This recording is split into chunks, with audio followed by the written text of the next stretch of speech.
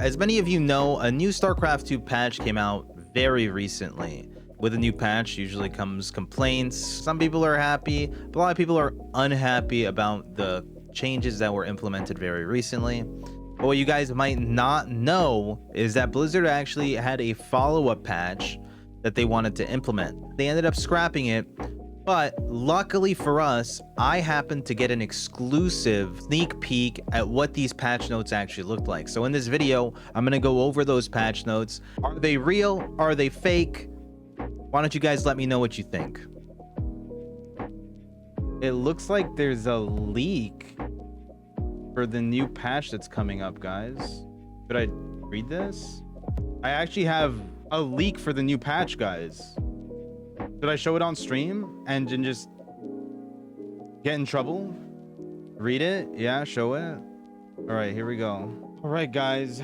So what we have here is the StarCraft 2 5.0.15 PTR. All right, so we've got some Zerg changes coming up first. And the first Zerg change is that the Spire cost is reduced from 200 to 50. The price of a Reaper, dude. What the fuck? Okay, bro. Spire now creates one free Mutalisk every 24 seconds. I mean, to be fair, there is that little hole at the top of the Spire. StarCraft 2 Spire. You know, like, what's this little hole for? For making mutas, obviously. New upgrade at the Spire reduces free Mutalisk reduces free Mutalisk build time to 18 seconds. Centrifugal hooks, I think they meant to type hooks, now gives plus 15 HP bonus to banelings. Microbial Shroud reduces range attacks by 99% damage. And one of everybody's favorite changes is coming back, guys. Ultralisk size has been reduced. Beautiful. What a great... Guys, yo, great job, Blizzard. Maybe Zerg will actually be able to win some games now. Maybe Zerg will actually be able to win some games, hopefully. Honestly, I think after this is implemented, Zerg will still need a few more buffs before they win anything. Personally, that's how I feel about it. Let's see what Protoss changes. Energy Overcharge Grant has been reduced from 100 to 5 energy.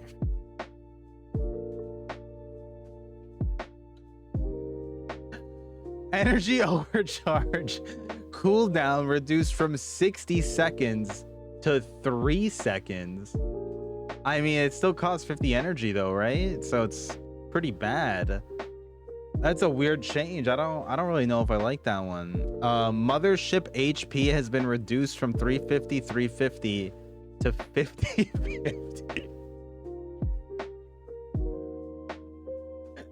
Guys, how little HP is that, by the way? Like, is there any unit that has... I think, like, the only unit that has less than that is the Zergling, right? Oh, no, the Marine has less as well. You're right. I think it's less than an Adept. Mothership movement speed reduced from 2.83 to 1.25. What is that? The speed of a queen or something? Psionic Storm, all previous changes reverted. Psionic Storm can now be controlled by the player. Psionic Storm movement speed increased from 0 to 2.25. Interesting. Dark Templar Blink attack delay changed from 0.75 to a random value within 0.1 to 1.0. What the fuck? What is that supposed to do? So you just have to like hope you get lucky when you blink your DTs, I guess. The surveillance mode now destroys the observer. Honestly, I think that's a good change. That'll stop people from F2ing around all the time. I think it's a great change, actually, I would say. But this is the changes that I'm really interested in, is the Terran changes. Let's see what the Terran changes are gonna be, guys. Terran. Siege tank can no longer be abducted when in siege mode. Okay, we already knew that though. Oh, to compensate, siege tanks can no longer be unsieged. So once you siege it up, it's just stuck there forever. Viking model size increased by 12%. What is the point of that? That makes no sense. To compensate, Viking costs increased? Wait, what? Why is it increased? Isn't the bigger model size make it worse? That makes no sense whatsoever. If the model size is bigger, the unit's worse. Why does it cost more money? Also, not being able to unsiege tanks is terrible. I mean, unless you're honestly, a villa would probably accept these changes. A villa would definitely accept these changes because he doesn't unsiege his tanks anyway.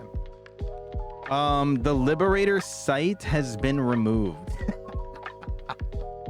So Liberators are just fucking blind? Like, what the fuck? Imagine trying to siege up over something and you can't see it and you just siege up over like a cannon or a spore. What the fuck? This is awful. Wait, do you see this? What does that say there? There's something, long live the swarm. Why is it? Guys, I think I know who might be behind these changes, guys. I might know who's behind these changes specifically. Rhymes with Berg Zabal. Interesting. Yeah, long live the swarm, guys. So I would give these changes, if I had to rate them on a scale of 1 to 10, I would give them about a 0.1. These are some of the worst changes I think I've ever seen in my life. So basically, a lot of good changes for Zerg, and Protoss and Terran are just pretty much nerfed to the ground. I don't know if I like these changes. Maybe if you're a Zerg player, you might like these. Any Zergs in the chat would be interested to see this implemented. The hero tank change, total garbage. Probably Killjoy.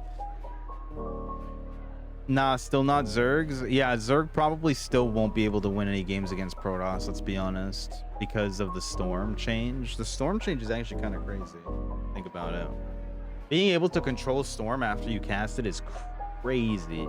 I think that change alone would make Protoss almost unbeatable if you added that to the game. But yeah, I would not look forward to playing this patch.